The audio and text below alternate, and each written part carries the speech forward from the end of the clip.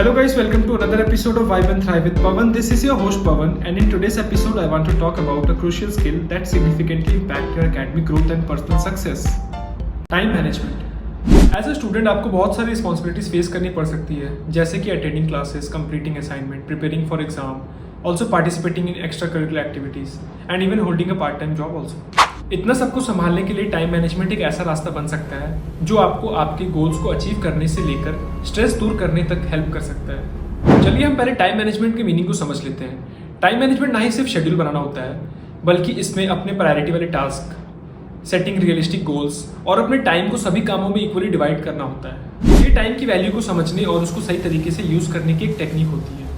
आपका फोकस हमेशा high priority वाले टास्क पर होना चाहिए, और अगर आपके सामने कोई अनएक्सपेक्टेड चैलेंज आ जाए तो आपको आपके शेड्यूल को बदलने से कभी भी हिचकिचाना नहीं चाहिए। So now let's understand priorities. The first step in effective time management is understanding priorities. जरूरी नहीं है कि हर कोई टास्क इंपॉर्टेंट हो, बस स्टूडेंट को इनमें फ़र्क आना चाहिए कि कौन सा टास्क ज़रूरी है और कौन सा नहीं। कुछ टास्क ज़रूरी होते हैं लेकिन अर्जेंट नहीं, जैसे कि फ्यूचर में आपको कोई एग्ज़ाम आ रहा है और आपको उसकी तैयारी करनी है, तो ऐसे टास्क को स्टूडेंट को बहुत ही सोच समझ के टाइम मैनेजमेंट के साथ तैयारी करनी चाहिए। By prioritizing effectively you can focus your energy on whatever truly matters and avoid getting bog down by less significant task. चलो अब बात करते हैं प्लानिंग और ऑर्गेनाइजेशन की।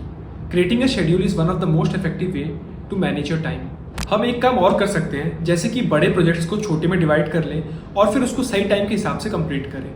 फॉर इंस्टेंस, अगर आपका कोई रिसर्च वर्क ड्यू है तो उसके हर एक स्टेप को आप आउटलाइन कर लें, उसके बाद उसको सही टाइम के हिसाब से कंप्लीट करें, जैसे कि टॉपिक सेलेक्ट करना, रिसर्च कंडक्ट करना या फिर ड्राफ्टिंग सेक्शंस।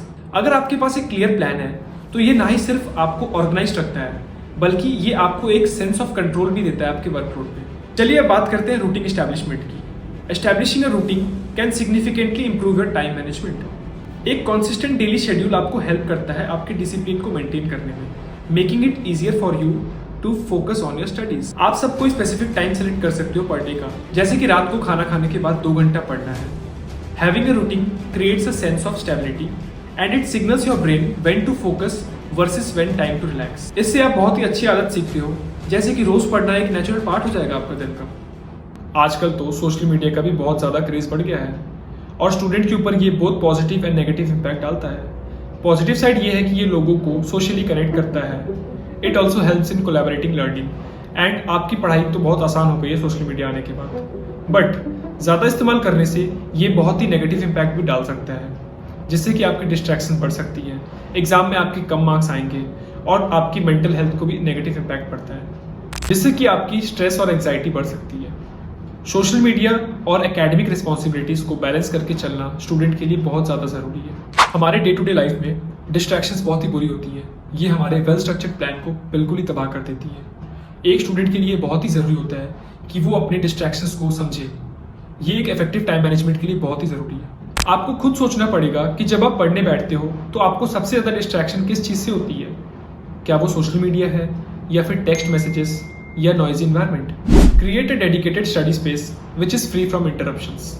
आप ऐप्स का भी यूज़ कर सकते हो जो फालतू के नोटिफिकेशंस को ब्लॉक कर देता है जब आप पढ़ने बैठो। आपको आपकी स्टडीज़ पे गोल्स ऐड कर लेने चाहिए, जैसे कि 25 मिनट पढ़ाई के बाद 5 मिनट का ब्रेक। इससे आपका माइंड भी फ्री रहेगा और आप ज़्यादा प्रोडक्टिव रहोगे। Finally, let's not forget the importance of self care in the context of time management. आपको ऐसा लग सकता है कि आपका हर एक पल प्रोडक्टिव हो, बट ऐसा होता नहीं है। However, taking breaks, getting enough sleeps, engaging yourself in hobbies are very essential for your mental health.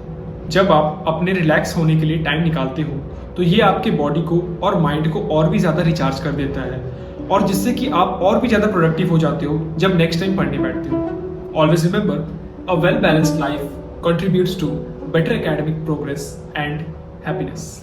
तो आज के इस एपिसोड को और बड़ा ना करते हुए हम आखिर में कुछ इंपॉर्टेंट बातें समझ लेते हैं कि टाइम मैनेजमेंट आपकी एकेडमिक सक्सेस के लिए बहुत ही ज़्यादा इंपॉर्टेंट है। By understanding priorities, planning effectively, establishing routines and minimizing distractions, you can take control of your time which help you to live a better life. तो चलिए दोस्तों, अब आप सबको एक स्टोरी बताता हूँ जिससे आप इस टॉपिक को और अच्छे से रिलेट कर पाओगे।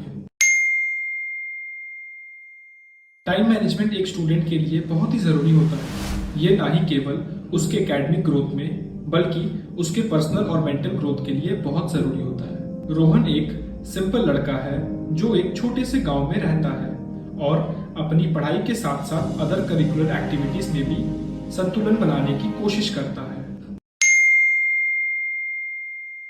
रोहन एक सिंपल फैमिली से था। उसके माता पिता किसान थे और वो हमेशा अपने बेटे की पढ़ाई को लेकर चिंतित रहते थे। रोहन की क्लासेस सुबह में शुरू होती थी और उसके पास बहुत सारे सब्जेक्ट्स होते थे, लेकिन उसे पढ़ाई में मन नहीं लगता था। वो हमेशा अपने होमवर्क को टाइम पे नहीं करता था और एग्जाम्स के टाइम घबराता था। एक दिन उसकी माँ ने उसे कहा, बेटा अगर तुम टाइम का सही यूज नहीं करोगे तो तुम्हारी पढ़ाई में समस्या आएगी।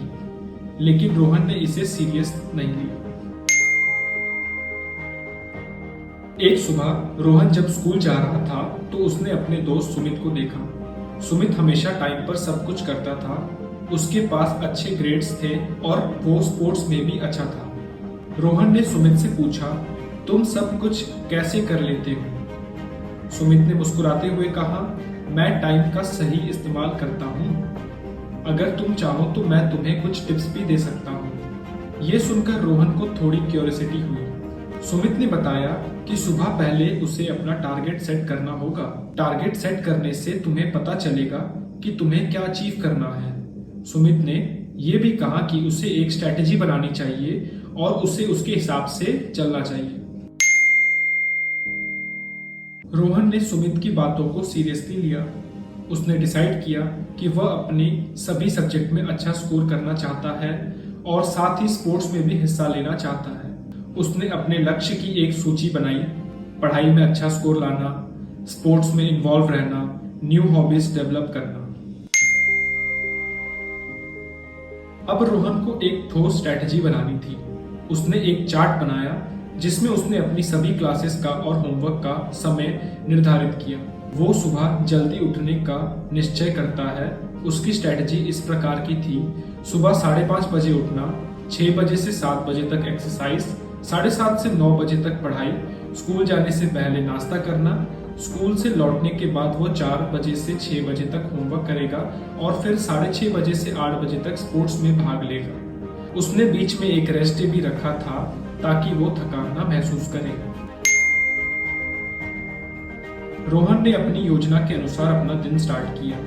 पहले कुछ दिन उसे प्रॉब्लम हुई, बट धीरे धीरे उसे आदत हो गई। उसने अपने टाइम टेबल का पालन किया और ये नोटिस किया कि वो अब ज्यादा काम कर पा रहा था। 1 वीक के बाद उसने फील किया कि उसकी पढ़ाई में सुधार हो रहा है। अब वो न केवल अपने होमवर्क टाइम पे करता है बल्कि अपने दोस्तों के साथ खेलने का भी टाइम निकाल लेता था।